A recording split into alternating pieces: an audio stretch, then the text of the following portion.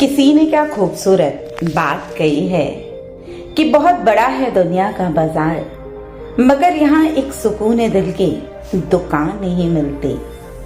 दौड़ रहा है इधर उधर ढूंढने सुकून के पर, सुकून कहीं मिला नहीं। दौड़ कर तो बस सब आराम कर। नमस्कार दोस्तों, ईश्वर सदैव आपका भला करे और आपकी झोलियां ईश्वर के आशीर्वाद से हमेशा भरी रहे। तो दोस्तों, आज बात करेंगे एक कहानी की। एक कहानी उन लोगों के लिए जो सुकून की तलाश में है, जो जिंदगी में खुशी की तलाश में है, जो जिंदगी की परेशानियों से थक कर जिंदगी में दो पल सुकून के ढूंढना चाहते हैं।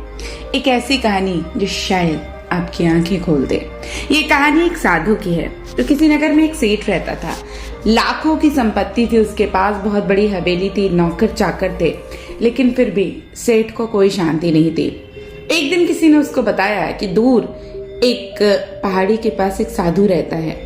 उसके पास ऐसी सिद्धि प्राप्त है कि वो जो चाहो वो किसी भी व्यक्ति को वो दे सकता है, लेकिन वो तभी देता है जब वो उस व्यक्ति पे प्रसन्न होता है। अब सेठ बहुत सारा सामान चीजें लेकर उस साधु के पास गया। बड़े ही प्रेम से विनम्रता से निवेदन किया कि महाराज, मेरे पास पैसे की कमी नहीं, आप जो चाहें वो मैं आपकी सेवा में प्रस्तुत कर दूंगा, लेकिन मैं सिर्फ एक बात से दुखी हूँ कि मेरा मन बड़ा अशांत रहता है। आप कोई ऐसा उपाय बता दे कि मेरे जीवन की अशांति दूर हो जाए। सेठ ने सोचा कि साधु बाबा उसे कोई ताबीज दे देंगे, कोई मंत्र फूंक कर दे देंगे और कुछ ऐसा दे देंगे कि उसकी इच्छा पूरी हो जाएगी।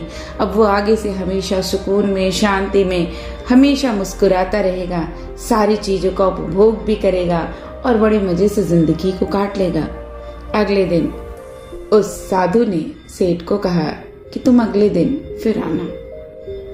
अब अगले दिन सेठ आता है खुशी खुशी। उसे लगता है कि आज तो कोई न कोई ताबीज जरूर मिल जाएगा, लेकिन साधु ने सेठ को धूप में बिठाए रखा और स्वयं कुटिया के अंदर छाया में जाकर चैन से बैठ गया। गर्मी के दिन थे, सेठ का बुरा हाल हो गया, उसको बड़ा गुस्सा आया। वो उसे भी चुपचाप पी गया। दूसरे दिन साधु ने कहा, आज तुम्हें दिन भर खाना नहीं मिलेगा। अब अगले दिन जब खाना नहीं मिला तो भूख के मारे पूरे दिन सेठ के पेट में चूहे कूदते रहे। अन्न का एक दाना भी उसके मुंह में नहीं गया, लेकिन उसने देखा कि साधु तो उस दिन तरह तरह के पकवान उसी के सामने बैठकर बड़े आनंद से खा रहा था। अब सेठ बड़ा परेशान, सारी रात परेशान रहा, यहाँ तक कि एक क्षण नींद भी नहीं आई। सोचता रहा, ये साधु साधु नहीं है, बड़ा स्वार्थी है, इसकी तो पोल मुझे ही खोलनी पड़ेगी। अब तीसरे दिन सवेरे ही उठकर उसने अपना बिस्तरा बांधा और चलने के लिए तैयार हो गया। तभी साधु बाबा उसके सामने आकर खड़े हो गए और बोले, सेठ क्या हुआ? सेठ ने कहा, मैं बड़ी आशा के साथ आपके पास आया था, लेकिन मुझे यहाँ आकर कुछ नहीं मिला।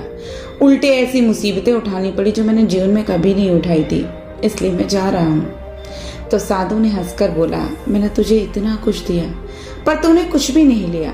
सेठ ने अत्यंत विस्मय भाव से साधु की ओर देखा और बोला, आपने तो मुझे कुछ भी नहीं दिया।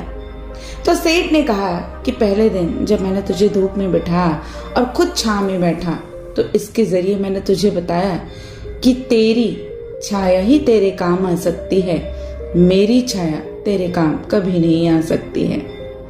जब मेरी बात तेरी समझ में नहीं आई तो दूसरे दिन मैंने तुझे भूखा रखा और स्वयं खूब अच्छी तरह से खाना खाया।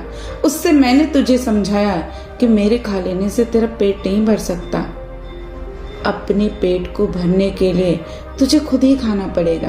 तो सेठ याद रख, मेरी साधना से, मेरी ताबीज से, मेरे मंत्र से तुझे कोई सिद्धि नहीं मिलेगी। धन तूने खुद अपने पुरुषार्थ से कमाया है और शांति भी तुझे खुद ही अपने पुरुषार्थ से मिलेगी।